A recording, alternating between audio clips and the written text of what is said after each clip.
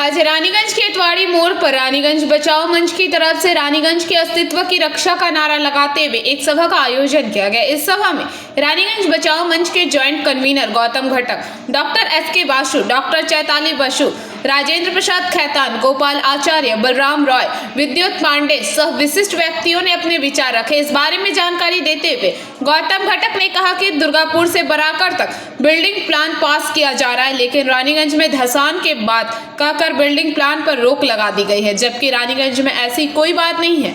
उन्होंने कहा कि रानीगंज के साथ यह सौतेला आचरण किया जा रहा है, इसके खिलाफ रानीगंज बचाओ मंच की तरफ से लगातार आंदोलन किए जा रहे हैं। इससे पहले नेताजी मोड़ पर किया गया था, आज इतवाड़ी मोड़ पर किया जा रहा है।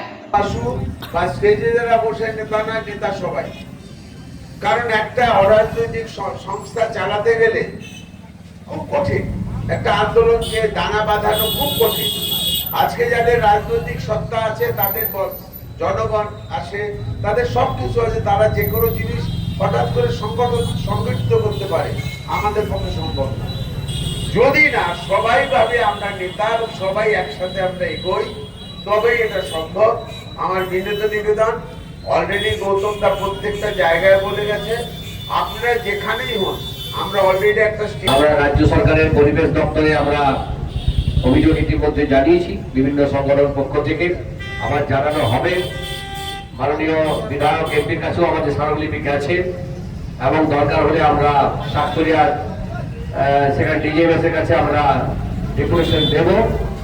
কিন্তু আপনাদের থাকতে হবে আমাদের সঙ্গে, এখানে জাতি ধর্ম নির্বিশেষে, কারণ এই শহর সাম্প্রদায়িক সম্প্রীতির শহর, এই শহর ভালোবাসার শহর।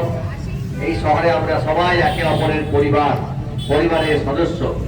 আপনাদের অনেক ভালোবাসা নিয়ে আমরা অনেক কাজ, অনেক বৈতরণী পার হয়েছি।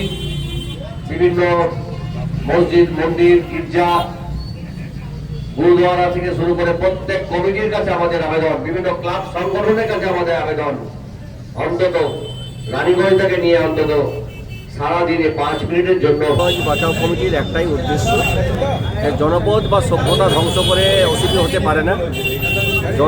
জনমত নিয়ে পরিবেশের ছাড়পত্র নিয়ে ওসিপি হয়, কিন্তু আজ পর্যন্ত পশ্চিম বর্ধমান জেলায় যতগুলো ওসিপি হয়েছে কোনোটাই গ্রিন ট্রাইব্যুনাল অ্যাক্ট তারা মানেনি, পরিবেশের ছাড়পত্র তোয়াক্কা তারা করেনি, সবটাই বেআইনি করে গেছে। রানীগঞ্জের ক্ষেত্রেও তাই হবে। তো রানীগঞ্জকে ধ্বংস করার যে চক্রান্ত নিয়েছে এই যে প্রাইভেট কোম্পানিগুলো, সেগুলো আমরা রুখবো এবং মানুষকে সঙ্গে নিয়ে আমরা এই লড়াই লড়ব।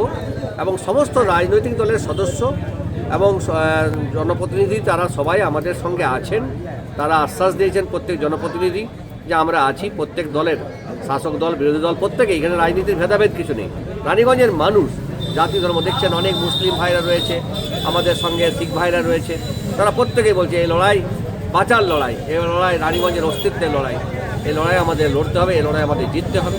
এই সংকল্প নিয়ে আমরা আমাদের এই কাজ শুরু করেছি এবং আমরা এই ওসিপির চক্রান্তকে রুখে দেবো, আমরা এই দৃঢ় বিশ্বাস। এটা হচ্ছে রানীগঞ্জ শহরের বিল্ডিং প্ল্যান বন্ধ হয়েছে। বিল্ডিং প্ল্যানকে যেমন আগের অবস্থায় ছিল তা চালু করতে হবে, বিল্ডিং করতে দিতে হবে, অ্যাডিশন, অল্টারেশন সব কিছু পারমিশন দিতে হবে। আমরা পরিষ্কার করে বলছি রানীগঞ্জে কোনো ধস নেই। আর আমরা এটাও বলছি যে দুর্গাপুর থেকে বরাকর অঞ্চল একটা বিরাট এলাকা, ধসের এলাকা, সেখানে বিল্ডিং হচ্ছে, বাড়ি হচ্ছে, ঘর হচ্ছে, সব পারমিশন হচ্ছে, শুধু রানীগঞ্জেই শুধু বাদ। এটা কেন? আমরা মনে করি রানীগঞ্জের প্রতি স্ত্রী মাতৃসুলভ যে মনোভাব, যেটা এডিডিএ কিংবা কেউ নিয়েছে, সেটাকে তারা উঠিয়ে নিক এবং আমাদের এখানে বাড়ি করার পারমিশন। 2 নম্বর হচ্ছে যে আমরা ইসিএলকে কোনো সময় চারদিকে, রানীগঞ্জের চারদিকে ওই কয়লা খনি খুলে ওসিপি করে আমরা রানীগঞ্জকে ধ্বংস হতে দেবো। ওসিপি মানেই এখানের জলের লেভেল চলে যাওয়া, ওসিপি মানেই এলাকায় এলাকায় ধস। আমরা এই কাজ করতে দেবো না। আমরা সামগ্রিকভাবে তার বিরোধিতা করি। আমরা রাজ্য সরকারের কাছে আবেদন করেছি যে আপনারা ওসিপির পারমিশন দেবেন না এবং আপনারা যেসব এনভায়রনমেন্টের যে ব্যাপার সেবার আছে সেই জায়গা থেকে এই মাটি, জল এবং रानीगंज से सम्राट दास की रिपोर्ट, पीबीटीवी न्यूज।